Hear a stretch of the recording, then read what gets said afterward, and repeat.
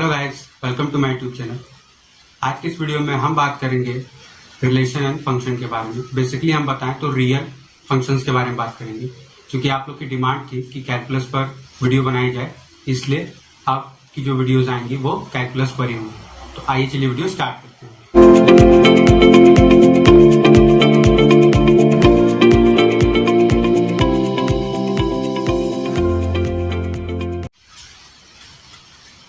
तो सबसे पहले देखिए, हमारे पास सवाल ये आता है कि फंक्शन आया कहाँ से।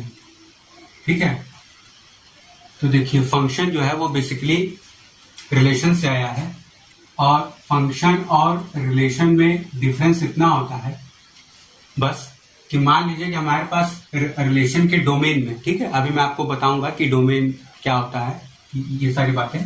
तो अगर हमारे रिलेशन के डोमेन में कोई एक एलिमेंट ए है और वो रिलेटेड है कोडोमेन के एलिमेंट बी से, तो वही ए हमारा कोडोमेन के दूसरे एलिमेंट सी से भी रिलेट हो सकता है, ये रिलेशन में हो सकता है।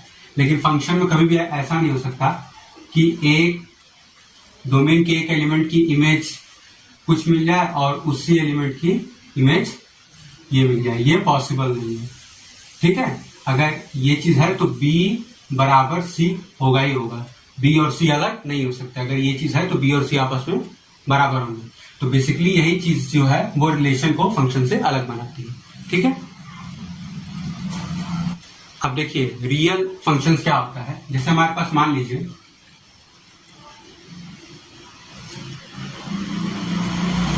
रियल फंक्शन, देखिए रियल फंक्शन इसलिए बोला जाता है क्योंकि इसका डोमेन और कोडोमेन दोनों रियल नंबर्स का सबसेट होता है। दैट इज कि अगर हम इसका डोमेन डी से डिफाइन करें और इसका कोडोमेन सी डी से डिफाइन करें, तो both are subsets of real number. ठीक है, अब रियल फंक्शंस में ऐसा होता है, एक होता है रियल वैल्यूड फंक्शन। तो रियल वैल्यूड फंक्शन में क्या होता है कि हमारा जो रेंज होता है वो रियल वैल्यू होता है, लेकिन रियल फंक्शन में हमारा डोमेन और कोडोमेन या बेसिकली रेंज भी कह लें तो वो सारे रियल होते हैं। एग्जाम्पल ऑफ केवल रियल वैल्यूड फंक्शन का इतना होता है कि मान लीजिए हमारे पास कोई फंक्शन है f x is equal to x square. अब इसमें अगर हम x is equal to i to the power n कर दें, तो हमारा जब भी इसका इमेज निकालेंगे, ठीक है, और यहां पर n बिलोंग्स टू क्या होगा, इंटीजर होगा, तो जब भी इसका हम रेंज निकालेंगे तो हमेशा एक रियल वैल्यू हमें मिलेगी -1, ठीक है, 1। लेकिन जो इसके एलिमेंट्स होंगे आई स्क्वायर, ये क्या है, रियल नहीं है, ये कॉम्प्लेक्स है। ठीक है, तो ये एक एग्जांपल है difference between real valued function और रियल फंक्शंस के बीच में। रियल फंक्शंस में डोमेन कोडोमेन दोनों रियल होते हैं। रियल वैल्यूड फंक्शन में जो रेंज होता है वो रियल होता है, जरूरी नहीं कि उसका डोमेन भी क्या हो, रियल हो। ठीक है, अब देखिए हम बात कर लेते हैं डोमेन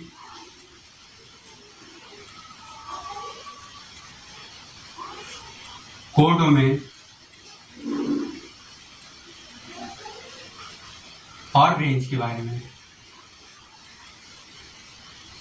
ठीक है,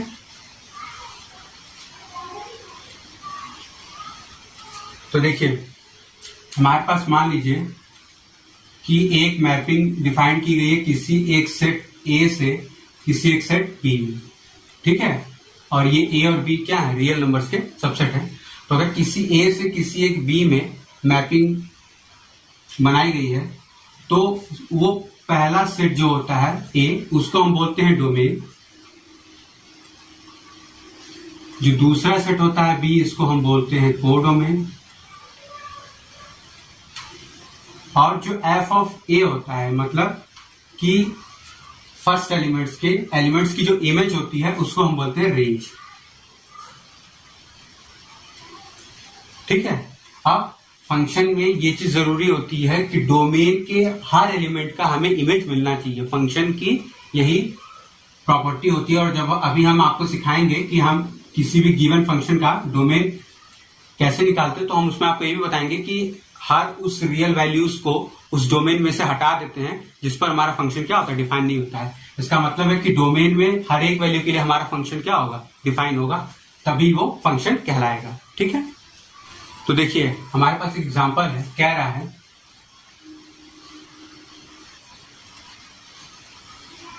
find domain of fx is equal to under root x-1 x-2। ठीक है, हमें इसके डोमेन निकालने की बात कही जा रही है। तो देखिए, हमें एक बात पता है कि हम जिसकी बात कर रहे हैं वो है रियल फंक्शन, और रियल फंक्शन में चाहे कोडोमेन हो गया, चाहे डोमेन हो गया, रेंज हो गया, सभी क्या होते हैं, रियल वैल्यूज होती है। तो अंडर रूट में इस क्वांटिटी के रियल होने की कंडीशन क्या होगी, ये कि x-1 और x-2 का प्रोडक्ट ग्रेटर देन और इक्वल टू 0 हो, तभी होगा भाई। लेस देन 0 होगा तो वो फिर क्या होगा, इमेजिनरी में आ जाएगा।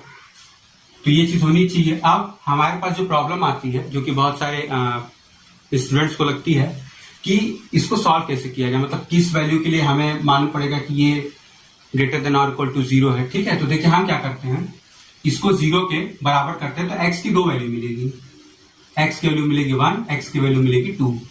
ठीक है, अब हम एक रियल नंबर लेते हैं, मतलब रियल लाइन को प्लॉट कर लेते हैं, और उस पर जो वैल्यू पहले आएगी उसको पहले यानी 1, जो वैल्यू बाद में आएगी उसको बाद में 2। अब हमारा ये एंड माइनस इन्फिनिटी, ये एंड क्या हो गया, प्लस इन्फिनिटी। अब सवाल ये आता है कि हम कौन सी वैल्यूज को लेंगे। ठीक है, कौन सा सेट लेंगे। तो देखिए, यदि हम x की वैल्यू 1 से छोटी और 2 से छोटी 2 आ रही है, तो अगर हम x की वैल्यू 1 से छोटी रखते हैं, यानी इस तरफ अगर आते हैं, तो हमारा ये भी निगेटिव और ये भी निगेटिव, तो निगेटिव और निगेटिव मिलकर क्या हो जाएंगे, पॉजिटिव हो जाएंगे। अब अगर हम वैल्यू x-1 की ये वैल्यू अगर पॉजिटिव ले लेते हैं और ये वैल्यू निगेटिव, मान लीजिए x की वैल्यू हमने 1.5 रख दी 1.5, तो ये वैल्यू तो आएगी पॉजिटिव, ये वैल्यू क्या आ जाएगी, निगेटिव आ जाएगी। तो पॉजिटिव इंटू निगेटिव क्या होगा, निगेटिव हो जाएगा। अब अगला वैल्यू जब 2 से बड़ी लेंगे तो ये भी पॉजिटिव और ये भी पॉजिटिव, यानी टोटल पॉजिटिव। तो 1 से पहले वाली हमारी ये इंटरवल पॉजिटिव, 1 और 2 के बीच में ये इंटरवल निगेटिव, और 2 के बाद से ये इंटरवल पॉजिटिव। और हमें चाहिए क्या, ग्रेटर देन और इक्वल टू 0। तो जब ग्रेटर देन है तो ओपन लेंगे, और ग्रेटर देन और इक्वल टू है तो क्लोज इंटरवल लेंगे।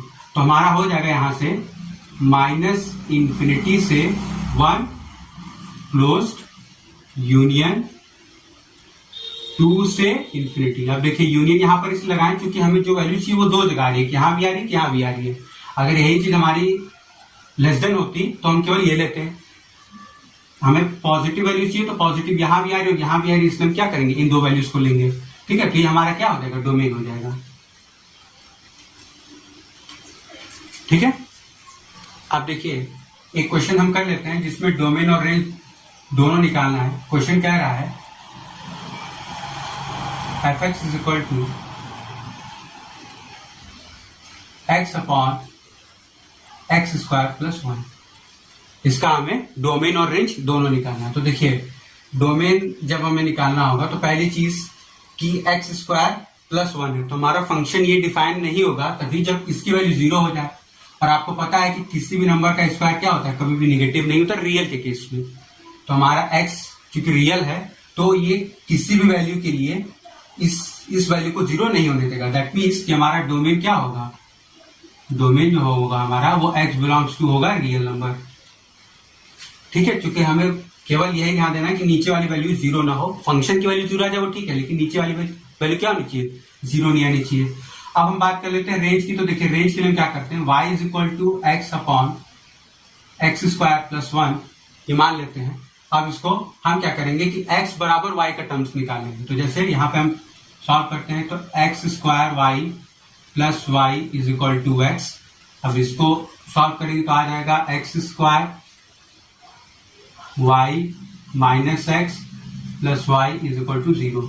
अब ये क्या हो गया, क्वाड्रेटिक इन एक्स हो गया, तो क्वाड्रेटिक फॉर्मूला लगा देते हैं। तो x is equal to minus b होता है तो -1 हो जाएगा, यानी 1 plus minus under root b square यानी 1 माइनस 4ac।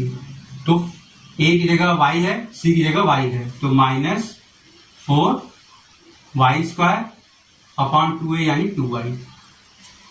अब देखिए, अब हमें सिंपली जैसे यहां पर निकाल रहे थे वही चीज हमें यहां पर भी करनी होगी। तो देखिए पहली चीज यहां पर y की वैल्यू 0 नहीं होनी चाहिए। अगर y की वैल्यू 0 होगी तो हमारा फंक्शन क्या होगा, डिफाइन नहीं होगा।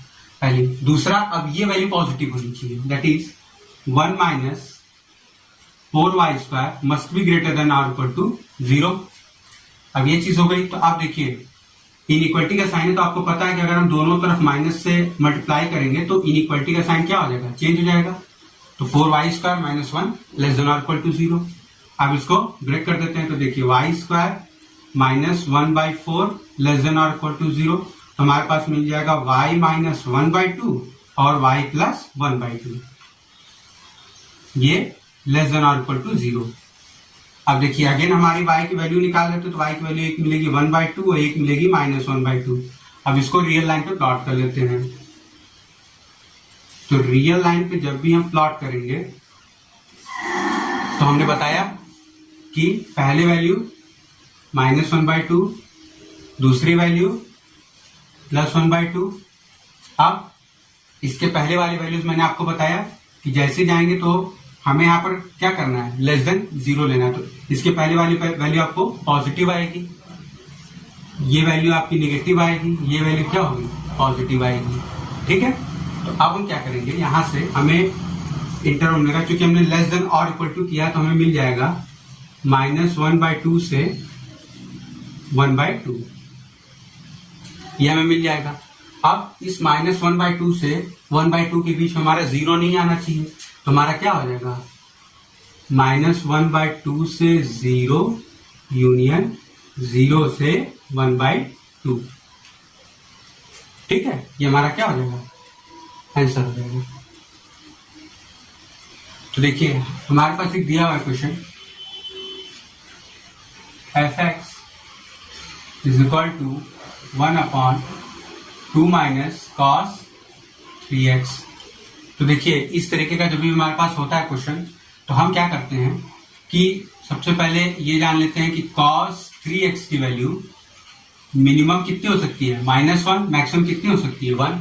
ठीक है, अब हम क्या करते हैं, निगेटिव साइन से मल्टीप्लाई कर देते हैं, तो minus cos 3x less than और इक्वल टू 1। अब दो हार में क्या करते हैं, 2 ऐड करते हैं, तो चूंकि हमारे यहीं पर ये फंक्शन बन रहा है तो ये 1 हो जाएगा, ये चीज हो जाएगी 2 minus cos 3x less than, यहां पर ऐड करेंगे तो ये 3 हो जाएगा। अब इसका रेसिप्रोकल करते हैं, तो रेसिप्रोकल जब भी हम करते हैं तो हमारा इनइक्वालिटी जो होता है वो चेंज हो जाता है। तो ये चीज आ जाएगी 1/3 1/2 minus cos 3x less than और इक्वल टू 1। तो अब हमारा जो इसका डोमेन आएगा, क्योंकि देखिए हमारा x कोई भी रियल वैल्यूज के लिए cos x की वैल्यू कभी भी 2 नहीं दे सकता, तो डोमेन हमारा क्या हो जाएगा, x belongs to real number, और हमारा जो रेंज हो जाएगा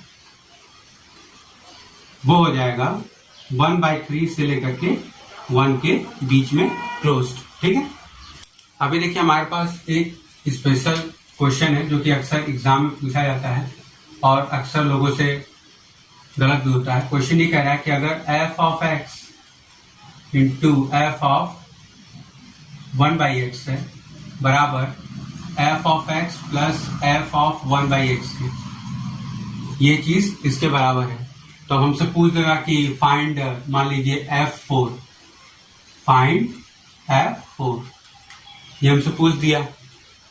तो आप देखिए जब भी हमारे पास इस टाइप का क्वेश्चन आता है तो याद कर लीजिए fx हमेशा x to the power n plus 1 होगा, क्योंकि हमें क्वेश्चन में दिया रहता है कि fx जो है वो एक पॉलिनोमियल फंक्शन है, तो वो पॉलिनोमियल फंक्शन इसी फॉर्म का होगा, fx is equal to x to the power n plus 1। ऐसा इसलिए होता है क्योंकि देखिए जब भी इस फंक्शन का हम पॉलिनोमियल बनाते हैं और इस वाले का पॉलिनोमियल बनाते हैं तो हमें दो चीजें मिलती है। पहला कि हमें an की वैल्यू, a0 की वैल्यू 1 मिल जाती है और an की वैल्यू 1 मिल जाती है, इसकी दोनों मिलती है, तो हम कोई एक ले लेते हैं। तो x0, ये हमारी a0 की वैल्यू 1, an की वैल्यू 1 मिल जाती है, तो इसलिए हमारा क्या होता है, यह आ जाता है। अब हमें पूछ रहा है f4 की वैल्यू, तो देखिए हमसे पूछ रहा है f4 की वैल्यू, तो 4 to the power n plus 1। अब अगर हमें इसकी एग्जैक्ट वैल्यू चाहिए तो हमें एक कंडीशन दी रहेगी, वो ये कि मान लीजिए f3 की वैल्यू दिया हुआ, मान लीजिए आपको 28, ठीक है, तो हमें फंक्शन का फॉर्म हो गया मालूम। तो हम कह सकते हैं कि 3 to the power n plus 1 is equal to 28। तो हम कह सकते हैं कि 3 to the power n is equal to 27। तो n is equal to कितना है, 3 है। n is equal to 3 यहाँ पुट करेंगे तो 64 plus 1 is equal to कितना हो जाएगा, 65। ये आपका आंसर होगा। तो कभी भी इस टाइप का अगर आपके पास आता है क्वेश्चन, तो आप डायरेक्टली f(x) बराबर x to the power n plus 1 उस फंक्शन को मान लेंगे और जो दिया रहेगा उसकी वैल्यू निकाल लेंगे। अब हम बात कर लेते हैं operations on real functions. Operation का मतलब मेरा यहां से अरिथमेटिक है। जैसे मान लीजिए कि हमारे पास f(x) एंड g(x) दो फंक्शंस हैं, ठीक है। f(x) का जो डोमेन है वो d1 है, g(x) का जो डोमेन है वो d2 है, ठीक है। तो अगर हम f, पहला केस हमें क्या बताता है कि अगर हम f of plus minus g x का डोमेन निकालेंगे तो ये हमें मिलेगा d1 इंटरसेक्शन d2 इंटरसेक्शन मिलेगा, ठीक है। दूसरा, अगर इनका हम प्रोडक्ट भी कर देते हैं f ऑफ g मतलब f इंटू जी x, तो इसके लिए भी हमारा डोमेन जो होगा वो इन दोनों का इंटरसेक्शन होगा। अगर हम डिवाइड भी कर देते हैं एफ जी, तो भी जो इसका डोमेन होगा वो इन दोनों का इंटरसेक्शन होगा, प्रोवाइडेड क्या, हर उस x को एक्सक्लूड कर देंगे, provided x such that gx not equal to 0, ठीक है। क्योंकि हमारा जो डिनोमिनेटर वाला टर्म है वो 0 नहीं होना चाहिए। तो इस तरीके से हमें d1 और d2 के इंटरसेक्शन की वैल्यू निकालनी होगी कि x की वो वैल्यू हटा दी जाए जिस पर gx क्या हो, 0, ठीक है। तो मतलब हम वही वैल्यू लेंगे जिसमें x की वैल्यू रखने पर gx क्या हो, 0 नहीं है, ठीक है। अब देखिए हमारे पास एक क्वेश्चन है, कह रहा है कि डोमेन फाइंड करना है of f(x) is equal to root over minus log 0.3 1 minus x upon minus x square plus 3x plus 18। हमें इसका डोमेन और रेंज निकालना है। तो हम रेंज नहीं करेंगे अभी हम बस क्या करते हैं, इसका डोमेन निकाल लेते हैं। तो देखिए डोमेन जब इसका निकालना होगा तो हम क्या करेंगे, ये वैल्यू हमारी पॉजिटिव होनी चाहिए। तो हम ये कह सकते हैं कि minus of log 0.3 1 minus x की वैल्यू ग्रेटर देन और इक्वल टू 0 होनी चाहिए, ठीक है। अब निगेटिव है तो अब हम जब दोनों साइड माइनस से मल्टीप्लाई करेंगे तो साइन इंटरचेंज हो जाएगा, ये हो जाएगा। अब देखिए लॉग हमारा तभी डिफाइंड होता है जब अंदर जो उसकी पावर होती है वहां पर पॉजिटिव क्वांटिटी हो, that is 1 minus x greater than 0 equal to 0 नहीं, मतलब लॉग 0 भी डिफाइंड नहीं होता, इसलिए 1 माइनस एक्स ग्रेटर देन 0। तो x लेस देन 1, ठीक है, x लेस देन 1। अब देखिए क्योंकि हमारा यहाँ पर जो बेस है, ठीक है, जो हमारा यहाँ पर बेस है वो चीज 1 से कम है, तो 1 से कम है तो जब भी हम यहाँ पर क्वांटिटी पॉजिटिव लेंगे यानी 1 से बड़ी लेंगे, ठीक है, 1 से बड़ी लेंगे तभी हमारा ये निगेटिव देगा। तो हमें कह रहा है कि लेस देन और इक्वल टू 0, ठीक है। तो हम जब यहाँ पर 1 या 1 से बड़ी क्वांटिटी रखेंगे तभी हमारी वैल्यू निगेटिव देगा, जो कि हमें रिक्वायर्ड है, ठीक है। ये तो हमारे पास ये हो गई कि हमें लॉग में क्या चाहिए। अभी हमें क्या करना है कि हमें ये चीज लेस देन 0 चाहिए। तो हमारी ये चीज जो है 1 माइनस एक्स, ये क्वांटिटी 1 से बड़ी या 1 के बराबर होनी चाहिए। भाई 1 के बराबर होगी, ठीक है, अगर ये पूरी वैल्यू 1 के होगी बराबर तो 0 आएगा, और अगर 1 से बड़ी होगी तभी, चूंकि ये वैल्यू 1 से कम है तो निगेटिव आएगा। तो अब 1 minus x greater then 1 that is x minus 1 less then और इक्वल टू माइनस 1। अब दोनों तरफ ऐड कर दे तो x लेस देन और इक्वल टू क्या आ जाएगा, 0 आ जाएगा, ठीक है। तो ये हमारा इसका ये एलिमेंट हो गया। अब यहाँ पर चूंकि देखिए हमारा दो फंक्शन है, ये एक इसको पूरे को हम अगर एफ मान लें और इस पूरे को हम क्या कर लें जी मान लें, तो हमारा जो डोमेन होगा इन दोनों के बीच का इंटरसेक्शन होगा। तो अब हम यहाँ सॉल्व कर लेते हैं, तो हमारा x square plus 3x plus 18, ठीक है, ये चीज हो गया हमारा। तो देखिए ये वैल्यू 0 नहीं होनी चाहिए, तो हम बराबर 0 करते हैं और इसका पहले रूट निकाल लेते हैं कितना आ रहा है। तो देखिए x square minus 3x minus 18 is equal to 0, तो हमारा आ जाएगा x plus 3x minus 6 is equal to 0, ठीक है। अब ये चीज हमारी हो गई। तो देखिए x की वैल्यू कितनी आ जाएगी, एक आएगी -3, एक आएगी 6, तो हमारी -3 और 6 नहीं होनी चाहिए, तो हमारा जो इसका वैल्यू आ जाएगा -∞ से लेकर के 3 ओपन -3 यूनियन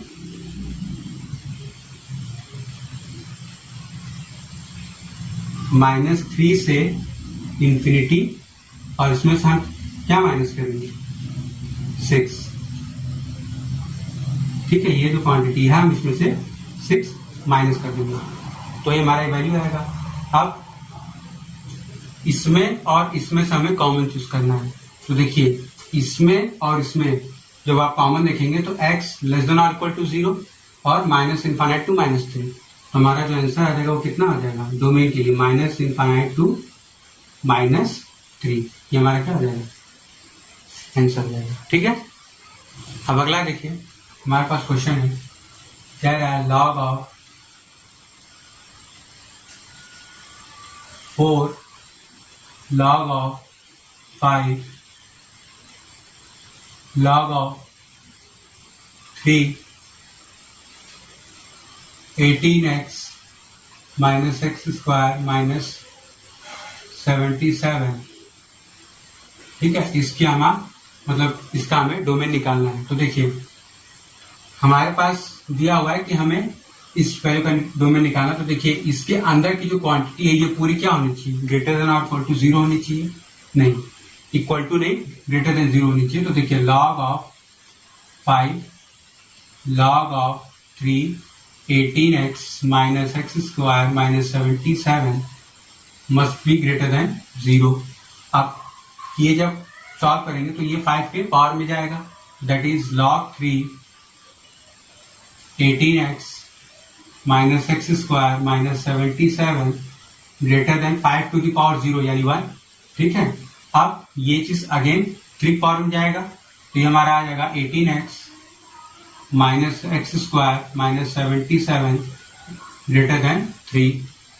अब हम क्या करते हैं माइनस साइन से मल्टीप्लाई कर देते हैं, तो x square minus 18x plus 77 less than -3, दोनों तरफ क्या करते हैं 3 ऐड कर देते हैं, तो x square minus 18x plus 80 less than 0। अब इसको सॉल्व कर देते हैं, तो हमारा आ जाएगा x minus 10 x minus 8 less than 0। अब देखिए अगेन हमारे पास वही प्रॉब्लम आ गई कि कौन सी वैल्यू के लिए लेस देन 0 होगा। तो अगेन हम प्लॉट कर लेते हैं, ये 8 हो गया, हमारा 10 हो गया। तो आप 8 से जब भी छोटी वैल्यू लेंगे तो ये भी नेगेटिव ये भी नेगेटिव मिलके क्या होगा पॉजिटिव। 8 से बड़ी लेंगे 10 से छोटी लेंगे तो नेगेटिव, क्योंकि ये माइनस हो जाएगा ये प्लस हो जाएगा, ठीक है। अब उसके बाद ये माइनस होगा ये प्लस हो जाएगा। अब 10 से बड़ी लेंगे तो दोनों वैल्यू क्या होगी पॉजिटिव हो जाएगी। तो हमें क्या लेना है लेस देन, और याद रखिए लेस देन और इक्वल टू नहीं, तो हमारा क्या हो जाएगा 8 से लेकर के 10 तक ओपन इंटरवल, ये हमारा आंसर है। और देखिए ओपन इंटरवल का एक बड़ा ही इंपॉर्टेंट रोल है कि जब भी हमारे पास क्लोज हो जाता है तो हम ये तो बोल देते हैं कि वो वैल्यू फिक्स हो गई, हम वहां पे वैल्यू डायरेक्ट रखेंगे और पहुंच जाएंगे। क्लोज का मतलब ये होता है कि हम उस वैल्यू के सबसे ज्यादा क्लोज पहुंचते हैं पर एक्चुअल में उस वैल्यू पर नहीं आते हैं। और इस ओपन इंटरवल की ही वजह से हमारे पास लिमिट का कॉन्सेप्ट आया, ठीक है। क्योंकि क्लोज है तो वैल्यू हम डायरेक्ट लिख देंगे, वैल्यू निकाल लेंगे, लेकिन जब ओपन होता है तो हम मैक्सिमम क्लोज जाते हैं लेकिन एक्चुअली उस वैल्यू पर लाई नहीं करते हैं। और यही सबसे बेसिक पॉइंट है लिमिट निकालने के लिए, ठीक है। अब देखिए मैं आपको ऑड फंक्शन और इवन फंक्शन के बेस पर कुछ प्रॉपर्टी बता देता हूं। Odd function and even function. देखिए आपको पता ही होगा कि अगर f of minus x is equal to f x हो गया तो फंक्शन क्या होता है, इवन होता है। और अगर f of minus x is equal to minus of f x हो गया तो फंक्शन क्या होता है, ऑड होता है। ठीक है, तो अब हम बात करेंगे कि अगर हम फंक्शन का कंपोजिशन लगाते हैं, ठीक है, हमारे पास एफ और जी दो हो गए फंक्शंस, तो अगर हम उनके बीच में कंपोजिशन लगाते हैं तो हमारे पास क्या रिजल्ट आएंगे।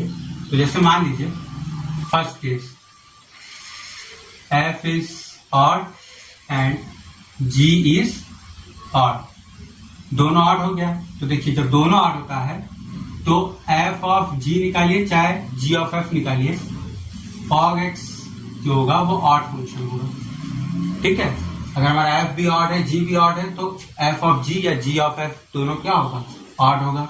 सेकंड, अगर हमारा एफ ऑड है और जी इवन है तो हमारे पास एफ ऑफ जी जो होगा वो इवन होगा। तीसरा, अगर हमारे पास एफ इवन है और जी ऑड है तो हमारे पास एफ ऑफ जी जो होगा वो इवन होगा। और चौथा है कि अगर हमारे पास दोनों इवन है, f is even and g is even, तो हम ये इंप्लाई करेंगे कि एफ ऑफ जी जो होगा वो भी क्या होगा, इवन होगा। ठीक है, अब देखिए हमारे पास ऑड और इवन जो होते हैं फंक्शंस, उन पर बेस्ड दो थ्योरम्स हैं। तो पहला थ्योरम ये है कि हमारे पास अगर कोई फंक्शन एफ एक्स है तो उसको हम लिख सकते हैं as a sum of odd function plus even function. मतलब यहां पर हमारा g of minus x is equal to minus of g x है और h of minus x is equal to h x है। g हमारा ऑड फंक्शन है, h क्या है, इवन फंक्शन है। तो किसी भी एक फंक्शन को हम इस तरीके से लिख सकते हैं। दूसरा जो हमारे पास है थ्योरम वो ये है कि अगर हमारे पास f इज इवन, ठीक है, इवन को ई से दिखा दे रहे हैं, तो अगर हमारे पास f एक इवन फंक्शन है जो कि डिफरेंशिएबल,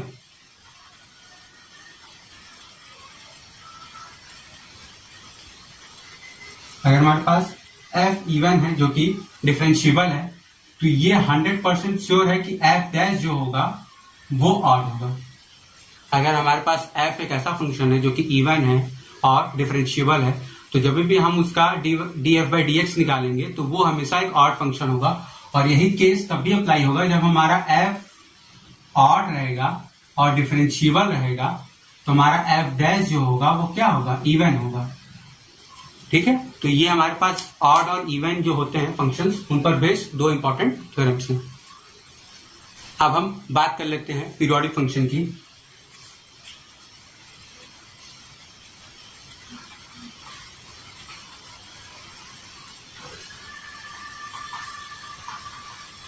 पीरियोडिक फंक्शन, देखिए पीरियोडिक फंक्शन वो फंक्शन होता है जिसके डोमेन में अगर हम कोई एक पर्टिकुलर वैल्यू ऐड करें और हमें अगेन वही सेम इमेज मिल जाए तो हम ये कहते हैं कि जो वैल्यू हमने ऐड की है वो उस फंक्शन का पीरियड होगा।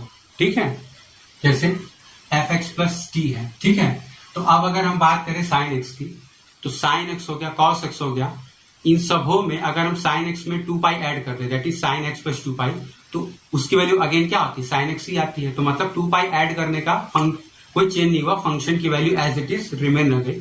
तो जो वैल्यू हमने ऐड की वही क्या होता है, उसका पीरियड होता है। और एक प्रॉपर्टी यही होती है कि अगर हमारे पास कोई फंक्शन है एफ एक्स जिसका पीरियड टी है और अगर हम बात करेंगे कोई किसी ऐसे फंक्शन की जो एफ ऑफ ए एक्स है तो उसका जो पीरियड होगा वो टी बाई ए होगा। मतलब जितना एक्स में मल्टीप्लाई होता है उतना ही टाइम जो उसका पीरियड होता है उसमें डिवाइड हो जाता है। ठीक है, और अब मैं आपको कुछ इंपॉर्टेंट फंक्शंस के पीरियड बता देता हूं।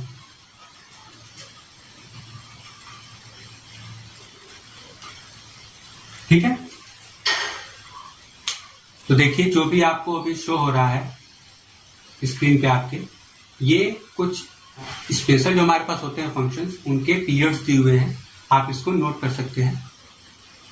तो देखिए आज के वीडियो में इतना ही। आज के वीडियो में हमने देखा रियल फंक्शंस के बारे में, जितनी भी मैक्सिमम चीजें उसमें आती हैं वो सारा कुछ मैंने आपको आज बता दिया है। अब जो हमारी नेक्स्ट वीडियो आएगी वो वीडियो होगी लिमिट के ऊपर, क्योंकि कैलकुलस की आप डिमांड कर रहे थे, तो कैलकुलस में बेसिक से मैंने स्टार्ट किया है और हमारा लास्ट जहां तक होगा वो हम वहां तक जाएंगे। ठीक है, अगर आपको वीडियो अच्छी लगी हो तो प्लीज वीडियो को लाइक करिए, शेयर करिए और मेरे चैनल को सब्सक्राइब कीजिए। साथ ही साथ बेल आइकन भी प्रेस कर दीजिएगा ताकि मेरे चैनल पर आने वाले वीडियोस की नोटिफिकेशन आपको मिल जाए। तो मिलते हैं नेक्स्ट वीडियो में, तब तक के लिए थैंक यू।